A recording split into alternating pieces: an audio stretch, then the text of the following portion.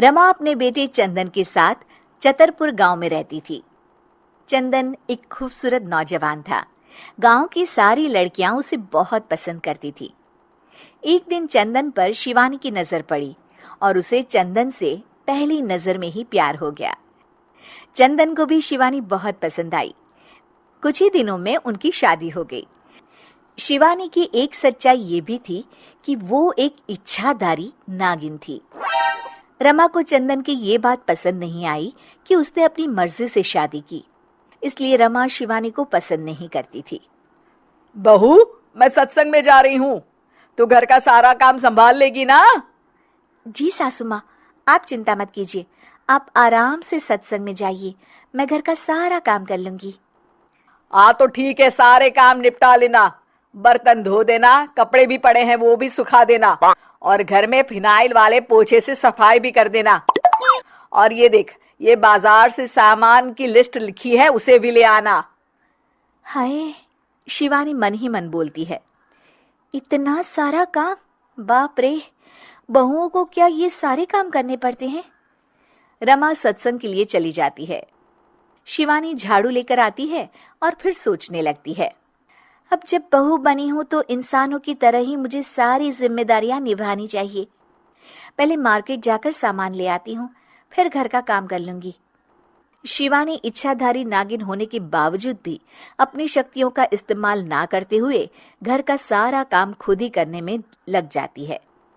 थोड़ी देर बाद उसे बहुत थकान महसूस होती है। उफ़ो, एक बहू को इतना सारा काम करना पड़ता है। इसका पता होता तो कभी शादी ही नहीं करती। बाप रे।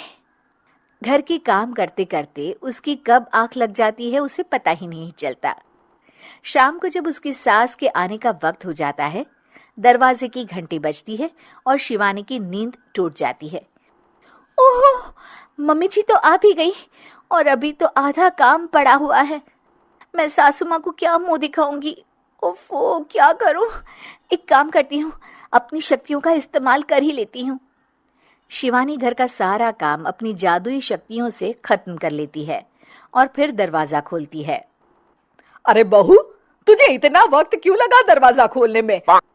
माफ कीजिएगा सासू माँ, मैं सो गई थी। ओह, तो तू सो रही थी। फिर जो काम मैंने तुझे दिए थे वो तो हुए नहीं होंगे। सब कहने की बातें होती है। रमा घर में आती है और देखती है कि सारे काम हो चुके हैं। वो एकदम चौंक जाती है। अरे, इसने तो सारे काम कर दिए, वो भी इतने अच्छे से। ये इंसान के भेष में कोई चुड़ैल तो नहीं है? अब क्या हुआ सासू माँ, आप क्या सोचने लग गई? अब कुछ नहीं। चलिए खाना खा लेते हैं। अगले दिन शिवानी रसोई में काम कर रही होती है, तभी वहां उसकी सास आ जाती है। बहू, आज ना मेरी कुछ सहेलियां आने वाली है, तुम कुछ अच्छा सा बना देना उनके लिए खाने में। अब जी मम्मी जी। रमा के जाने के बाद शिवानी अपनी जादुई शक्ति से सारा काम कर देती है। शाम को रमा की सारी सहेलियां आती हैं। अरे रमा, अपनी बहू से तो मिलवा। रमा शिवानी को बुलाती है। शिवानी बहुत ही सुंदर थी। रमा की सारी सहेलियां उसे देखकर चौंक जाती हैं। अरे रमा, तेरी बहू तो बहुत ही सुंदर है। अपने बेटे के लिए चुनकर बहू ढूंढी है तूने। ये लीजिए, आप ये कचौड़ी खाइए। रमा की सभी सहेलियां खाना खाती हैं और उन्हें खाना बहुत पसंद आता है। अरे वाह भाई वाह, रमा मान गए तुम्हारी बहू को, कितना अच्छा खाना बना लेती है।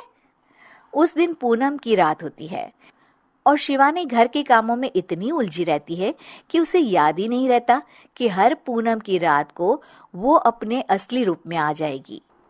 वो रसोई में काम कर रही होती है, तभी उसका असली रूप सामने आने लगता है। शिवानी ये देखकर घबरा जाती है। हे भगवान, मैं तो भूल ही गई थी कि आज पूनम की रात है।